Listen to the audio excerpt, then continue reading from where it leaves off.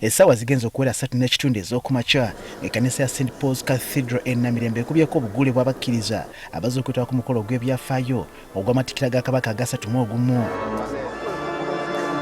Ku ssaawa nnya nga sikunayita wadde eddakiika Katikkiro wa Buganda Charles Peter Mayiga atuuse mu lukiiko era asoose kubuuza ku bagenyi basanze ba bukadde dda mu ntebe okuli Maama Nnaabagereka n'alinnya Lubuga abaana b'engoma okubadde n'Omulangira Richard Ssemakokiro nga kw'ogasse n'abalala bangi. Okubulira kukulembeddwa omulabizi w'e Namirembe the Very Reverend Moses Banja nga yeesigama ku mulamwa gw'amatikkira gw'omwaka guno okugamba nti obumu g'emaanyi ga Namulondo. Omulabizi akubiza Abaganda bonna okubeera abasaale mu kunyweza Namulondo. Kubanga n'omulabe Sitaani ayagala abantu abatakwatagana, yajja okubba, okutta n'okuzikiriza.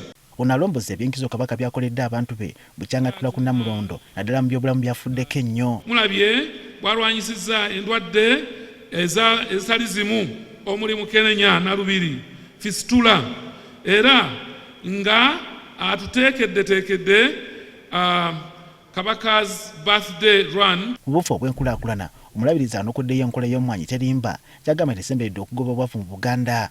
Okutuwa emmwanyi endokwa z'emmwanyi era ne tusobola okubeera nga tuzisimba mu nteekateeka eyo eya mmwanyi terimba.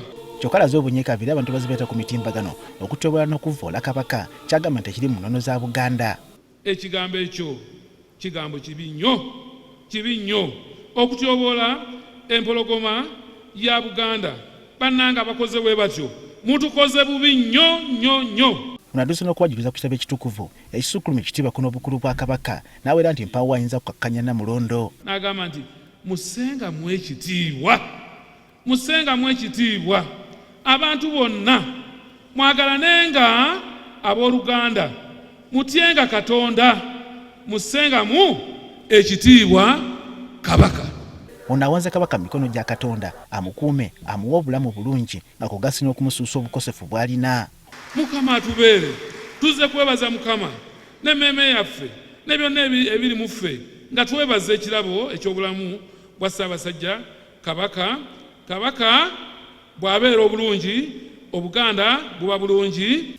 Mu bubaka bwe Katikkiro wa Buganda Charles Peter Mayiga annyonnyodde lwaki okusaba kw'omulundi guno okutegekeddwa mu kkanisa newankubadde nga Kabaka mwali mu nsi ye alamula. Ndowooza ffenna abali wano tumanyi nti Omuteregga yadda mu nsi ye nga 22 Julayi 2024. Kyokka nategeeza Obuganda nti abasawo tebannayagala beena akole emirimu oba okwetaba ku mikolo okutuusa nga asuukidde ddala. Nasaba abantu bonna balina ennyonta y'okulaba Kabaka nti bagire nga balindako okutuusa nga asuuse bulungi.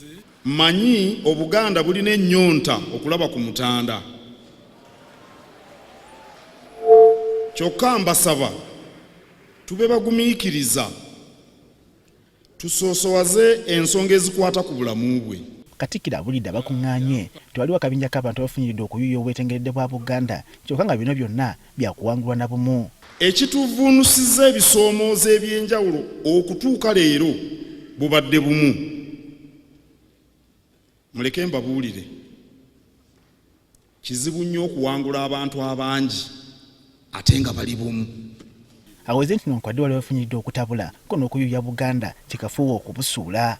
Wayinza okubaawo abagezaako okututawaanya naye okutuwangula kikafuuwe. Era mbasaba tunyweze obumu okusinziira ku bikolwa byaffe.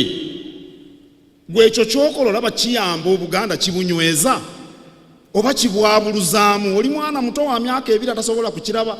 Guno gumundi ogusookereddera mu myaka 31 Kabaka gye yakamala ku Namulondo omukolo gw'amatikkiro okuteekebwa mu kkanisa eno newankubadde Kabaka yennyini ye muyima w'ekkanisa eno. Samuel Sebuliba agaffe ku Spark TV.